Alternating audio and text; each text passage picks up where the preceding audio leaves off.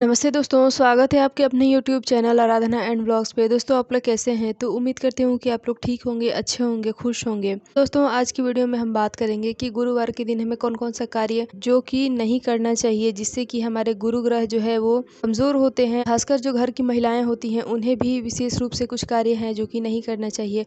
साथ ही साथ घर के अन्य सदस्य हैं जैसे कि बच्चे हो गए, सास-ससुर हो गए और भी जो भी सदस्य हैं उन्हें भी ये चीज़ ध्यान रखना चाहिए कि हमें गुरुवार के दिन कुछ कार्य है जो कि नहीं करना चाहिए। दोस्तों हम सभी जानते हैं कि हमारे कुंडली में जो है गुरु ग्रह का मजबूत होना कितना ज़रूरी होता है, क्योंकि अगर हमारे कुंडली में गुरु ग्रह मजबूत नहीं होते हैं, कमज़ोर होते हैं, तो हमें अपने जीवन में तमाम तरह की समस्याएं आने लगती हैं। जैसे कि घर में बरकत, मतलब कमाई तो होती है लेकिन बरकत नहीं होती है, या फिर कुछ ऐसे खर्चे हो जाते हैं जिसको हम नहीं चाहते हैं कि ये खर्चा हो, जैसे कि फालतू की खर्चे हो जाते हैं। और साथ ही साथ हमारे घर में जो भी है अक्सर पति पत्नी में लड़ाइयाँ होती रहती है, अनबन रहता है। मतलब एक हद तक तो छोटी मोटी लड़ाइयाँ होती रहती हैं, लेकिन कुछ ज़्यादा ही लड़ाइयाँ होने लगती हैं। और साथ ही साथ धन का आगमन जो है वो रुक जाता है, अगर हमारे कुंडली में गुरु ग्रह जो है कमज़ोर होते हैं इसलिए।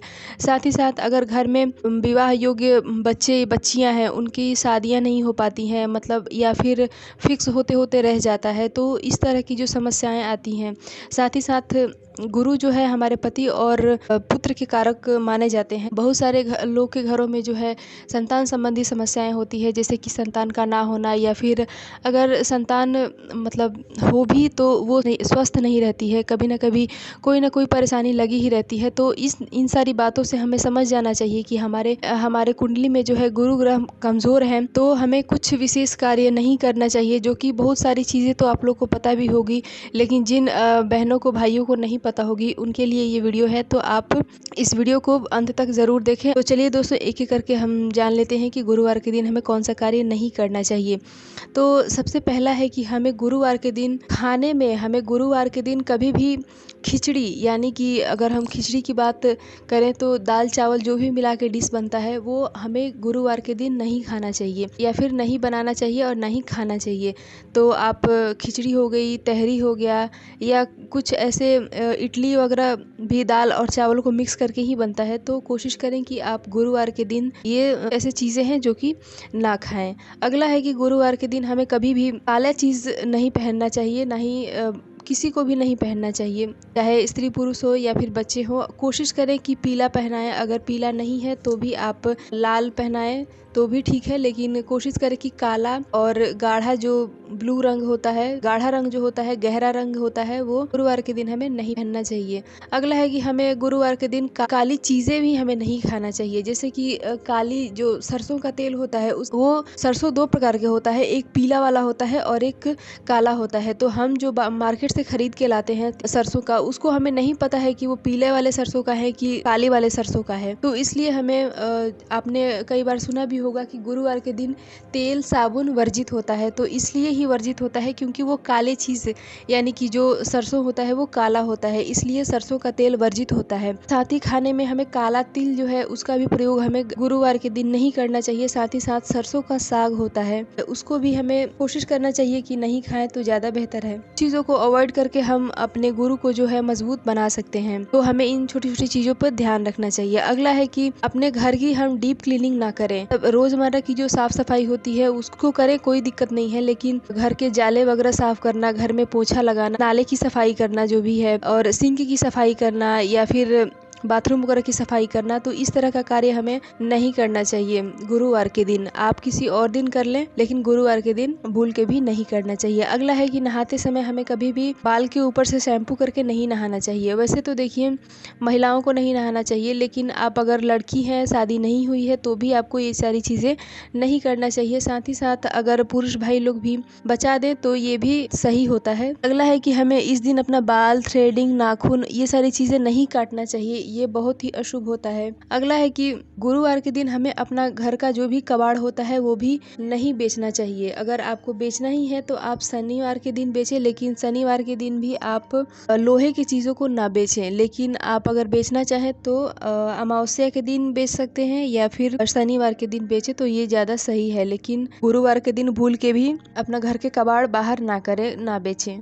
अगला है कि कई बार दोस्तों हमारे घर का झाड़ू जो है वो टूट जाता है और उसमें से सींकें निकलने लगती है, तो हम इनका ख्याल ना रख के हम गुरुवार के दिन ही उसको बांधने, उसको मरम्मत करने के लिए बैठ जाते हैं। तो दोस्तों हमें गुरुवार के दिन भी इस तरह का कार्य नहीं करना चाहिए। अपने अगर झाड़ू टूट गई है तो भी उसे गुरुवार के दिन कैसे भी करके काम चला लें, लेकिन आप गुरुवार के दिन उसको मरम्मत ना करें, उसको अच्छे से बांधे नहीं। आप उसी तरह से काम कर ले लेकिन उसको अगले दिन बांधे। हम अक्सर शादियों में जाते हैं या फिर किसी फंक्शन पार्टी में जाते हैं तो हम अपना श्रृंगार करके जाते हैं, चूड़ी बिंदी जो भी लगाते हैं। वैसे तो गुरुवार के दिन हमें बहुत ज़्यादा श्रृंगार नहीं करना चाहिए। बहुत ज़्यादा श्रृंगार का मतलब है कि आप जैसे चूड़ियों को बदलना, नया बिंदी का पैकेट निकालना, महावर इत्यादि लगाना, तरह तरह के बालों में डिज़ाइन बनाना, इस तरह के कार्य हम गुरुवार के दिन हम सुहागिन महिलाओं को नहीं करना चाहिए, वर्जित होता है।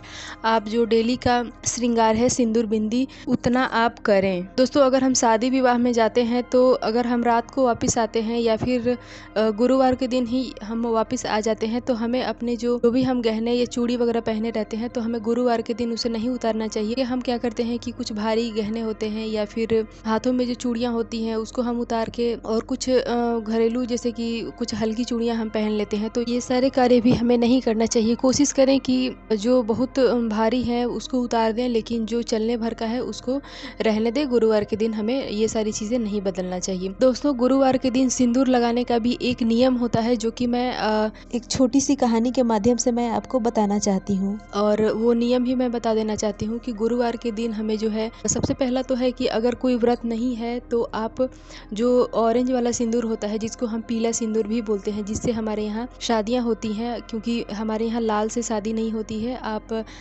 ऑरेंज कलर की जो सिंदूर होता है, पीला जिसको कहते हैं, उससे शादी होती है। तो हमें गुरुवार के दिन पीला सिंदूर ना लगाएं, और अगर गुरुवार के दिन जो है नॉर्मली हमें सिंदूर लगाना ही है तो हम लाल लगाएंगे।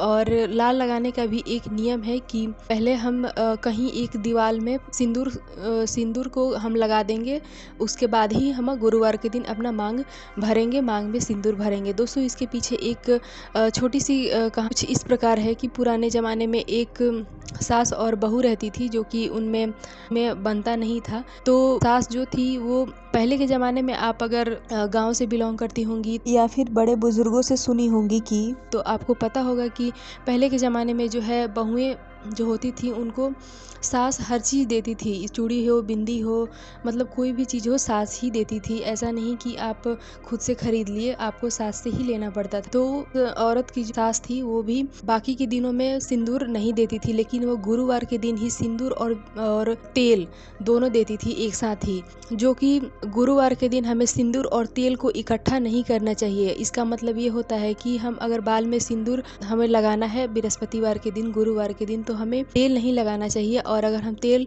लगा रहे हैं, वैसे तो तेल नहीं लगाना चाहिए गुरुवार के दिन, लेकिन फिर भी हम अगर किसी तरीके से लगा रहे हैं तो हमें उस दिन सिंदूर वर्जित होना चाहिए।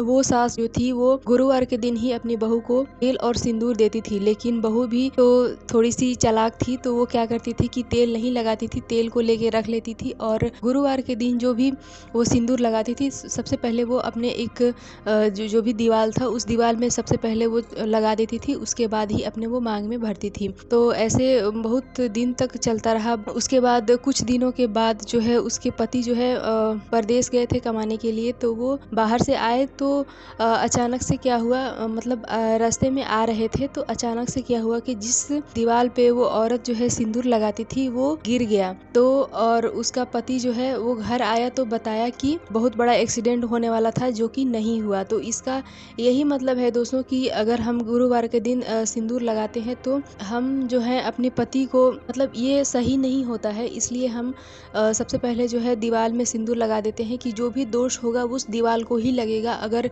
कुछ विपत्ति संकट आने वाला होगा हमारे पति के ऊपर तो वो भी उस दीवार पे ही आके और वहीं से वो समाप्त हो जाएगा। हमारे पति के ऊपर कोई भी विपत्ति या संकट नहीं आएगा। तब से ही ये परंपरा बन गई कि हम गुरुवार के दिन सिंदूर जो है पहले दीवार में लगा के उसके बाद ही अपने मांग में भरेंगे।